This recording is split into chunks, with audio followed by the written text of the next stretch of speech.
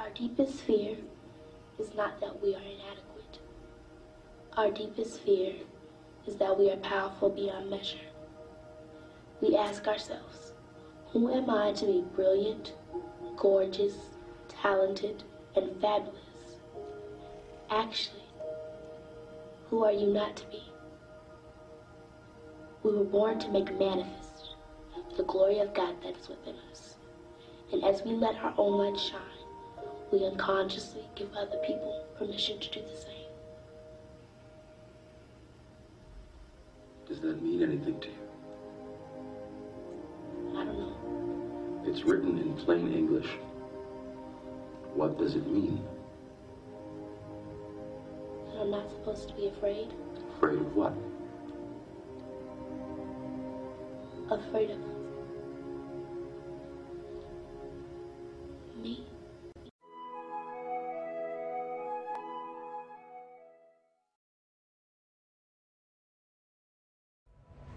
Recognize that the very molecules that make up your body, the atoms that construct the molecules, are traceable to the crucibles that were once the centers of high-mass stars that exploded their chemically enriched guts into the galaxy, enriching pristine gas clouds with the chemistry of life, so that we're all connected to each other biologically, to the Earth chemically, and to the rest of the universe atomically. That's kind of cool. That makes me smile. And I actually feel quite large at the end of that. It's not that we are better than the universe, we're part of the universe. We're in the universe and the universe is in us.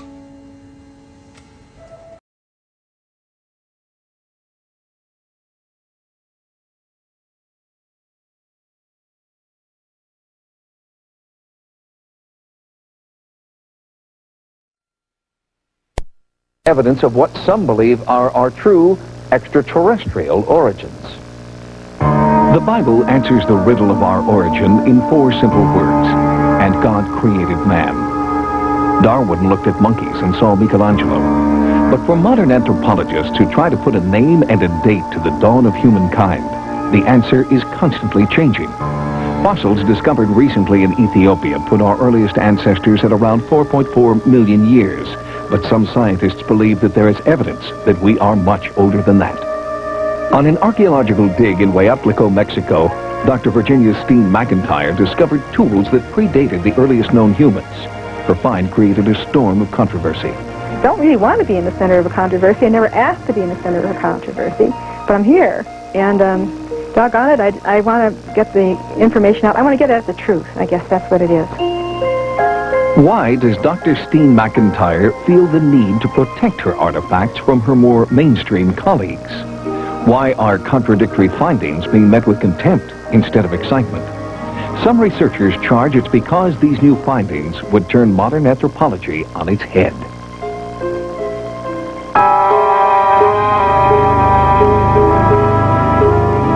I believe that we came from outer space. All the evidence suggests that human beings, as we know them, did not originate on this planet, but have come to this Earth from other dimensions. I believe that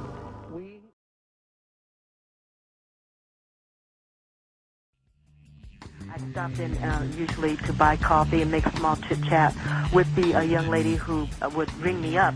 She was from Ethiopia, and I never really said much, just, how you doing? It looks like it's going to be a nice day today. But this particular morning I was in there, it was really, really different. And something was telling me, tell her about your sister's experience of going to Mars and being told that black people dominate that planet. And I said, okay, I don't want to do this. I was like, I don't know her that well. I don't know what she's going to think of me, and she's going to think I'm crazy. And I just didn't feel comfortable doing that because she was virtually a stranger with the exception of just, making small chit-chat when I saw her each morning. But it was unrelenting. It would not stop. And so I just gave in because the feeling was so powerful and so overwhelming and so unrelenting. So I just blurted it all out, and she said, she didn't bat an eye. She said, oh yes, that's true. It's in our history books back in Ethiopia. Our ancestors came from the planet Mars. As a matter of fact, I could have my mother send from my history book back in Ethiopia for you to see. I couldn't read Ethiopian, but I was like, what? I had to have her repeat it. I was just really, really shocked. I couldn't believe it. But she repeated it. I heard it correctly. So a few months passed by. I went to a lady who had an African dress shop in an area of Dallas called Wynwood Village. And she was older than the first young lady, and this woman, the older woman, was from Nigeria. So I thought, well, let me pose this question to her and this scenario, see what kind of feedback she can give me. She's older and elder. She might be able to really enlighten me on this subject. And indeed, she did.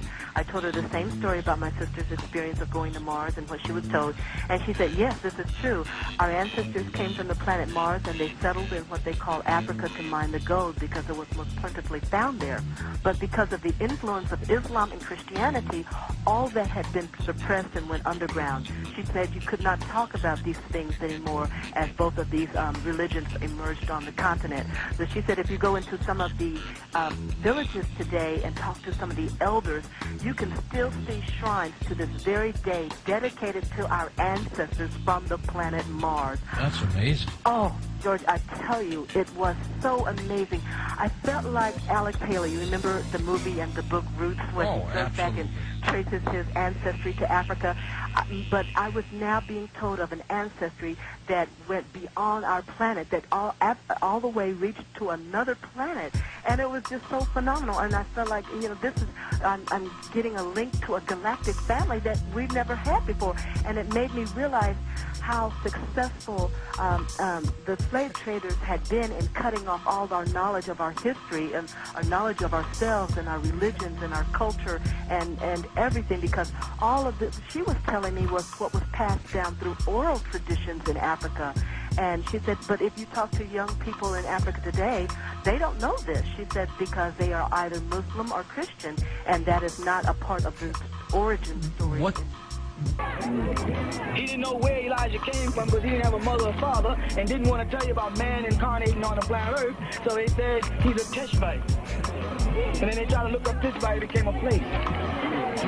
They thought about Melchizedek. They didn't know what he was, or where he came from. He said he had neither mother nor father, no beginning of that. We don't know who he is, but he had to be a man.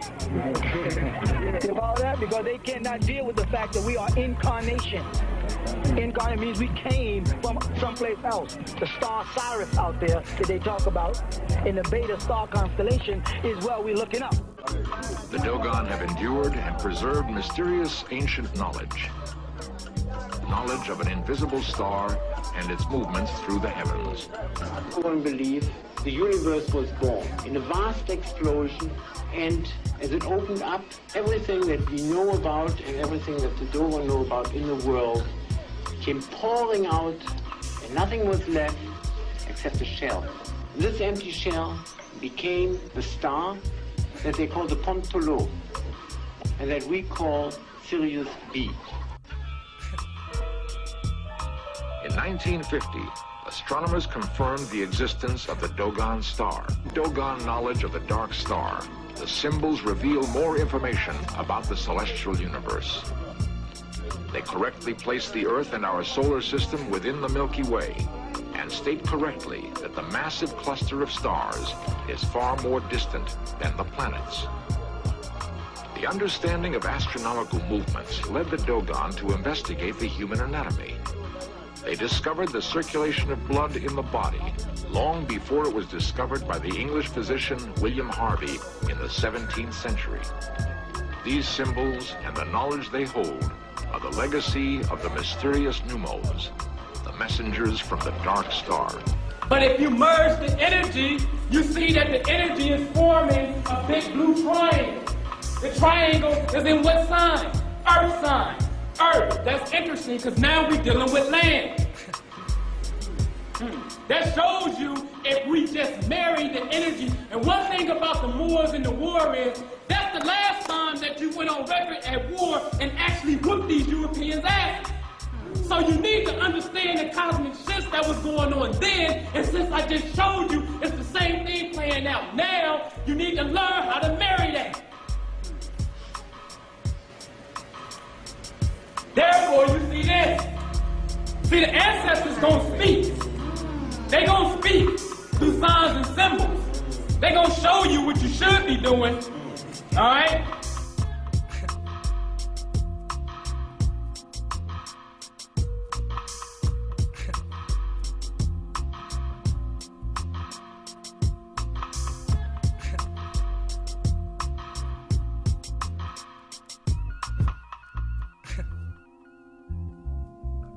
There's a movie out now. It's not a movie you go to the show and see. It's one you can get. We do sell it also. It's called about the sister on the moon.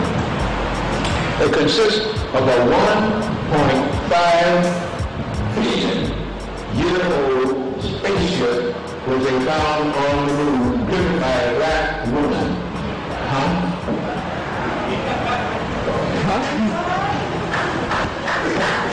A 1.5 billion-year-old, 3/4 of a mile spaceship driven by a black woman. Now, Fred, I was with you, but you should have said that when we were ready to go. Now I'm ready to go. Don't leave yet. This is the beginning. That says, if it's true, a lot of things. First of all, that the moon was around here 1.5 billion years ago, at least. That there were spaceships that could go to the moon, and there were black people on the moon, and each one was a female. Now, they have found heads of robots and androids that look Negroid on the moon. They have found in the United States, in Africa, the same kind of a head of a black woman that you see on Mars.